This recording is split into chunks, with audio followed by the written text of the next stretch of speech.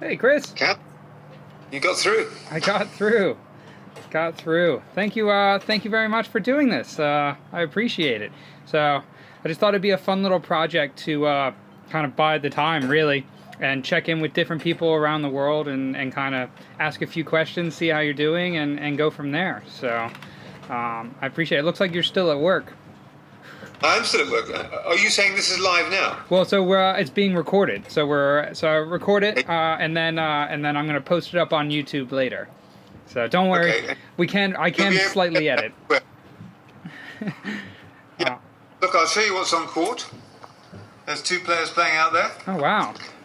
Today is our last day of operation. We have to close this evening. Okay, well, so what I was gonna start with is, I was gonna ask kind of what the present effects were with the coronavirus on your club and really where you're living.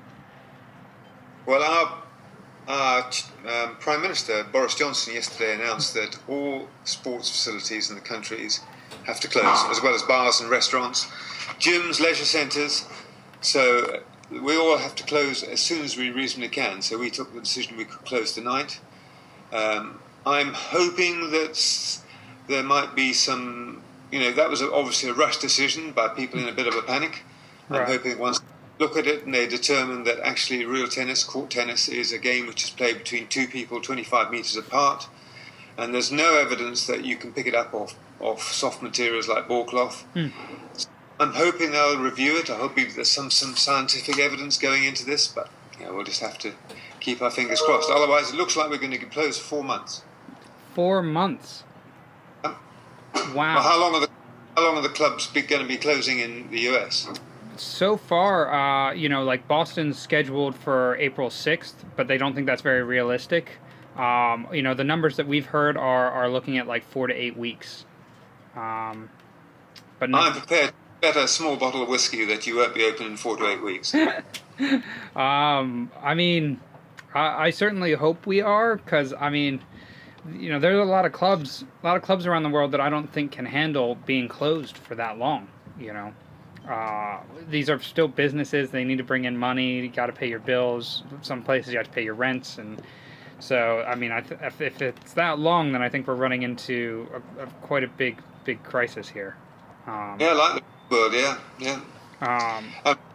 Real tennis, court tennis people are, luckier than most on average. So we've got to bear that in mind. We are.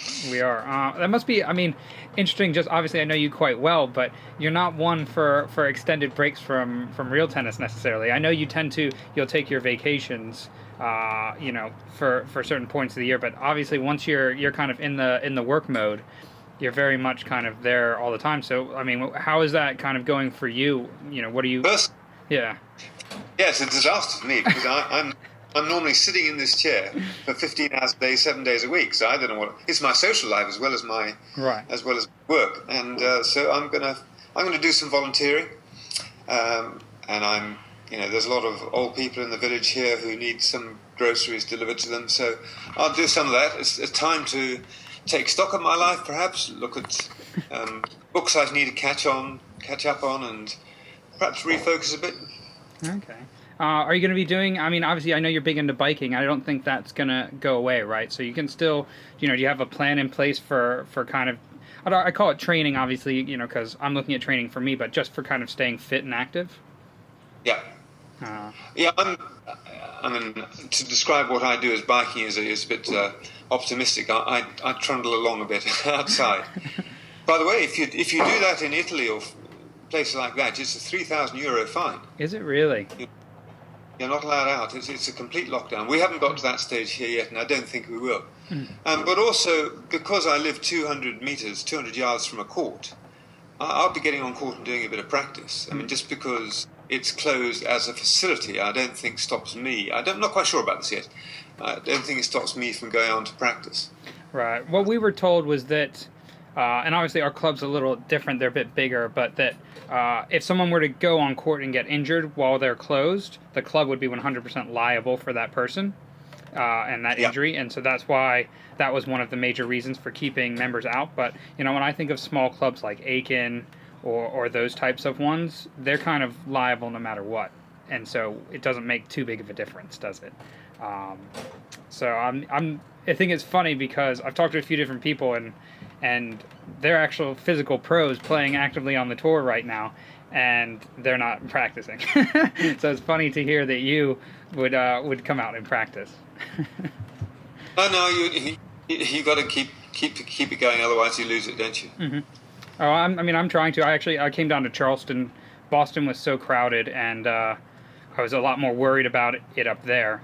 So I thought I'd come down south where you kind of get more space naturally, and kind of get away. But I'm still actively training, at least an hour a day, hopefully 2 more physical type stuff.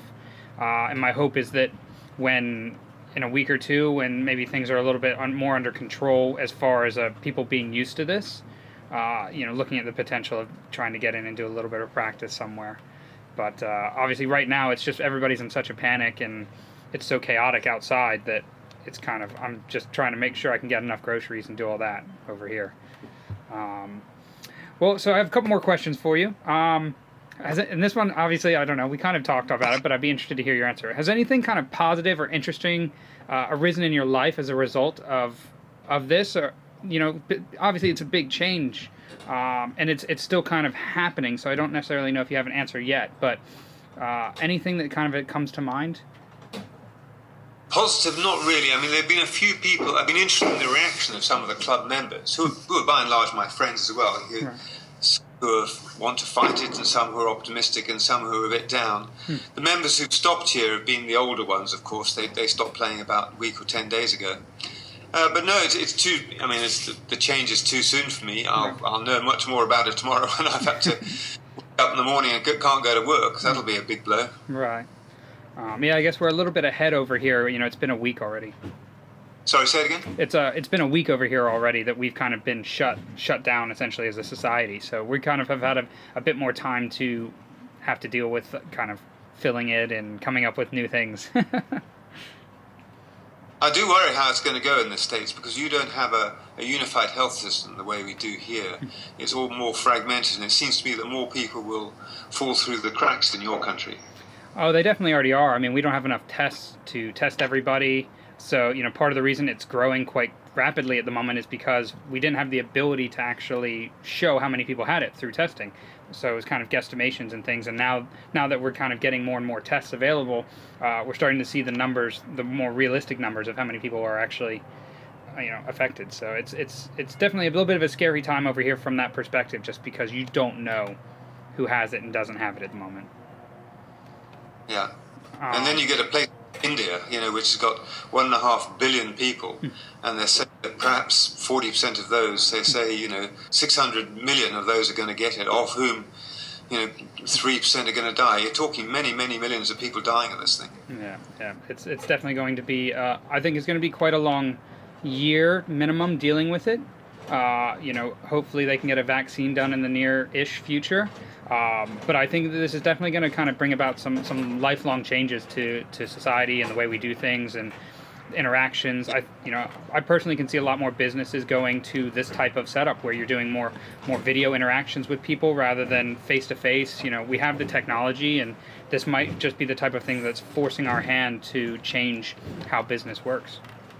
Working from home, washing your hands more often. I think we won't stop doing that. No. We've all learned to wash our hands properly now. Yeah, well, it's funny that we had to learn how to do that. You would think we would just wash our hands, but apparently we don't, as a society, wash them the proper way or as often as we should. That's what we're learning, isn't it?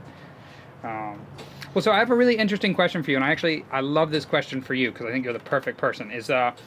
So do you have any advice for people who love real tennis, they love playing, don't have access to a court right now, for things they could be doing at home to continue to work on their games? Oh, that's an interesting one. Well, what I would do is I would set up a full-length mirror, and read what they need to read, and play shots, and then play it looking in the mirror and see what you actually... Because very often the shot you think you're playing is not the shot you're playing. That's actually really funny, because it's like that thing where like people think they have their racket back, and they don't, and you're telling them during lessons that they don't, and until you take a video or really show them what they look like, they don't know. It's I often say to people, if you lead me blindfolded into the dead on and say, what's that player doing wrong? I'll say, he hasn't got his racket back, and I'm right 95% of the time. It is amazing. So that's a really good tip, because we all have that mirror around the house. It'd be very easy to just kind of imitate shots, forehand, backhand, even serving, different things like that, just to kind of get the muscle memory going on those motions so that we don't forget them. I might have to do that myself, actually. I can only go so long without getting on court.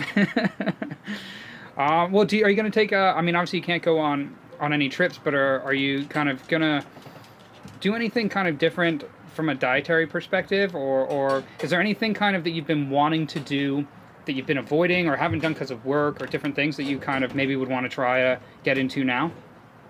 Yeah, my son phoned me up and said, why don't you learn to play an instrument? Right. But he's forgotten how completely useless I am at music. So I know I've got a pile of books I need to catch up on. I've been stacking up books and not had time to read them. So I guess I'll just do that. Yeah. Okay. But incidentally, talking about those tips and what you think you do, I happened to be watching a Cam's Corner, the first one I ever watched actually, and it was a called Camden Riviere, I think his name was, with Tony Hollins, that famous Boston professional, who they were trying to teach us how to do half volleys. And they're saying you've got to hit down on the ball. And then when they actually demonstrated, they didn't do anything like that. I thought that was big fun. You check that out one sometime. I will. That might be my mirror, is looking at that half volley and saying, what I think I'm doing versus what I'm actually doing, One of the great things about court tennis is the variety of tactics and serves and things you can do on there. And I think there's quite a lot of work you can do off court, just thinking about it. Yeah. Oh, 100%. I mean, we've talked about this a lot, but I think that this is a great time for any player to put more time into things like game plan, shot selection, things like that. Because if you're out on court and you're trying to pick an option, you've already lost. It's too late. You need to have that firm in your head of, on this shot, I'm going to hit it here.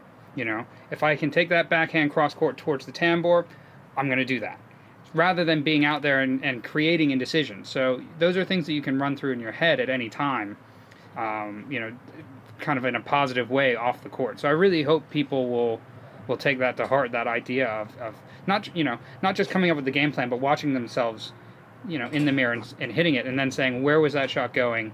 What result was I hoping for? What's likely to happen? Because you end up, it snowballs, right? You think to yourself, I'm going to hit this serve, and then you practice hitting that serve, and then you think, oh, well, they might hit this return, and then I might have to do this. So it kind of creates that flow of the point without you having to really do anything. Wow. Well, Chris, I really hope you're staying safe there. No offense. I take this with a grain of salt, but you're not the youngest. I know you're super fit and healthy. But I'm really kind of just hoping everything kind of stays safe for you, and I really appreciate you coming out and talking to me. Yeah, pleasure. I hope you get on top of your health problems, because I know you've not been the best this year. No. Obviously, this break has kind of allowed me a good bit of time to get healthy and focus on recovering and getting used to. I'm not wearing them at the moment because I don't want to put it out there yet, but getting used to wearing glasses and things like that while I play. And obviously, World Champs got postponed, and that's been very helpful with my health, but I hate that it's come at such a big cost to the world, so selfishly happy, but sorry, what was that? I'm not blaming you personally. Oh, I appreciate that. So hopefully, yeah, I think I'm looking forward to a few months off, but I'm hoping a project like this will keep me kind of somewhat active, and honestly, it's really nice to be able to call people and catch up with them and see what's going on. So taking advantage of the time off while I can.